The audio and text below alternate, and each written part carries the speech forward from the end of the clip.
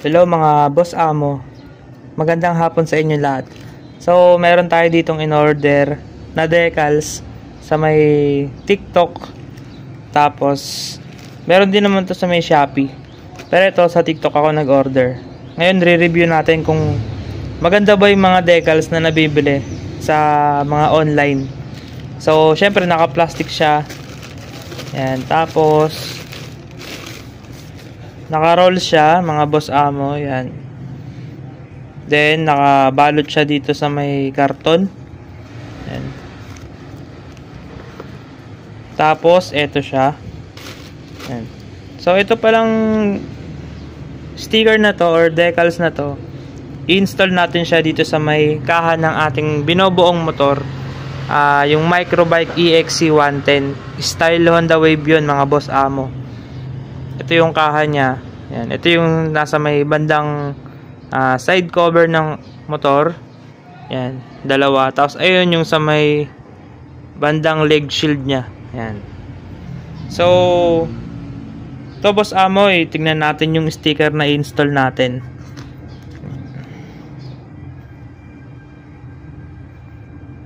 Yan mga boss amo, nakikita nyo naman na okay naman siya. So, makintab siya mga boss amo, kung mapapansin nyo. Yan, maganda yung pagka-glossy ng sticker na to. So sulit na siya mga boss amo sa halagang 199. Tama ka boss amo, 199 lang ang bili ko dito.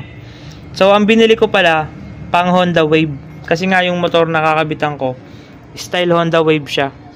So marami naman kayong pagpipilian doon, hindi lang naman pang Honda Wave yung mga decals nila doon. Sa Honda Click meron din sila. So ilalagay ko na lang yung link diyan sa may description box para sa mga gustong mag-order ng ganitong klaseng sticker. So JRP nga pala yung design nito.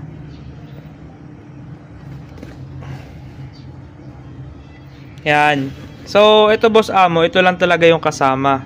Yan. Yan lang yung kasama kasi dalawang side lang naman yung decals nun. Tapos yung sa bandang bandang leg shield. Pero may free pa siya. Ito may free sticker pa siya. Ayan o. Meron siyang free na 1, 2, 3, 4, 5, 6. Yan. May libre kang 6 na sticker. Jollibee, Daily Grind, JRP, tas yan. Yan. So ito yung decals na ikakabit natin. Yan. So ito yung appearance ng sticker na ikakabit natin. Yan. Yan, glossy. Ito kasi itong design na to para siya dito. Yan, para dito yan. Pero kasi nga mga boss amo, hindi naman Honda Wave yung kakabitan natin. Kaya ang gagawin ko dito, baka i-cut ko siya. So baka i-cut ko siya sa 2 or sa 3 para hindi tayo magkaroon ng problema sa pagdikit na ito. Kasi ito may mga pa-curve siya. Ayun. May mga pa-curve. So kaya titignan natin kung kailangan natin siyang pag-iwa-hiwalayin. Okay mga boss amo, ganito yung gagawin natin. Gugupitin ko muna siya. Yan, gugupitin ko muna yan. Yung shape niya para madali natin siya mapesto dito. Kasi pag nakalagay siya dito, mahirap siyang ipesto. Gupitin muna natin lahat to. Okay. Hello mga boss amo. So okay, ito na nakat ko na po yung mga decals natin. So yan, nakat na rin po natin to, pati to. Tapos ito mga boss amo, hinati ko po siya sa gitna. Yan. So inat po natin to para pag in-install po natin siya dito sa may kaha, hindi po siya lumukot. Yan. Bali ganito po yung pwesto natin.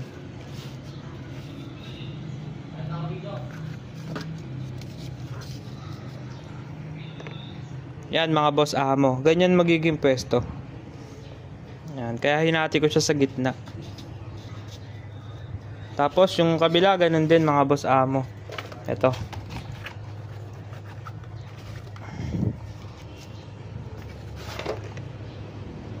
Yan. Ganyan naman yung magiging pwesto niya. Yan. Didikit na natin ngayon yan. So tara, dikit na natin siya.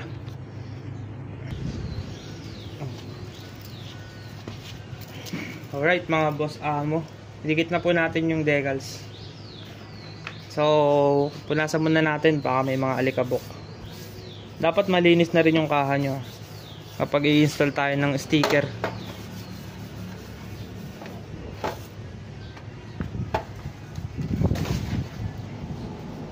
So ito na yung unahin natin.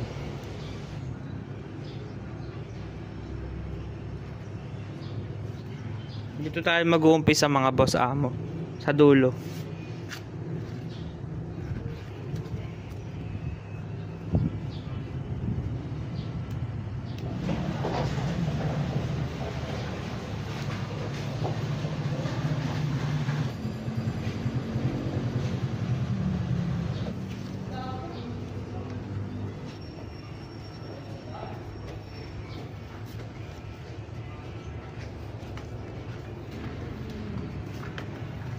So yan mga boss amo. Ito, tapos na po dito. Yan. Ngayon yung karugtong naman po yung lalagay natin. Ito. So pwesto na natin siya dito.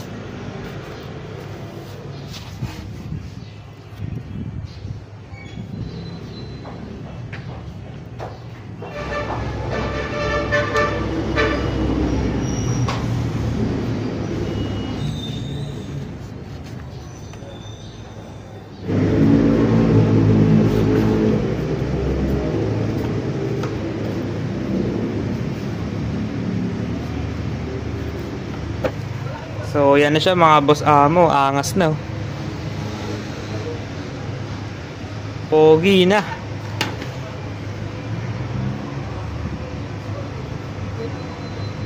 So guys, 199 lang yan guys.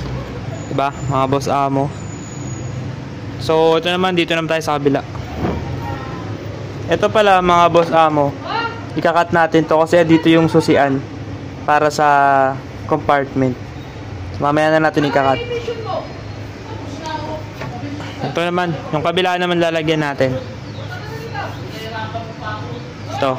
So shortcut na natin to ngayon mga boss amo, para di mahaba yung video. Ikakabit ko na siya dito. Hello mga boss amo. So yan, na-install ko na po yung sticker natin, JRP na sticker. Yun o. Angas naman yan, Lodi. So, ginawa ko dito mga boss amo, hinati ko sa gitna. Ayun, kasi kung di ko siya paghihiwalayin, pangit yung kakalabasan. Kasi dito may palukot dito, may pa-curve dito. So, gaganon siya. Baka malukot yung sticker. Kaya ginawa ko, hinati ko sa gitna. So, yun yung nalabasan niya guys.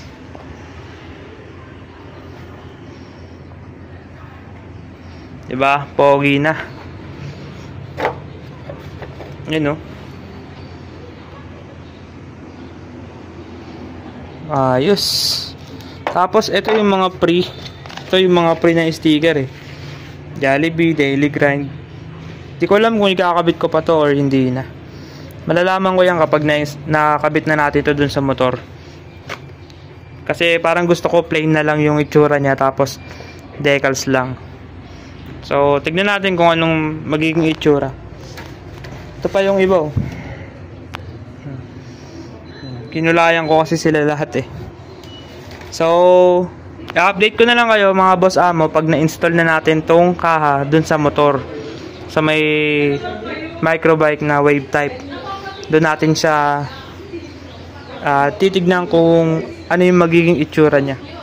So, dubali update ko na lang kayo mga boss amo kapag nakabit na natin yung buong kaha, para maganda po, para kitang-kita nyo yung motor. So, yun lang. Update tayo pagka nakabit natin tong mga kaha dun sa motor. Let's go!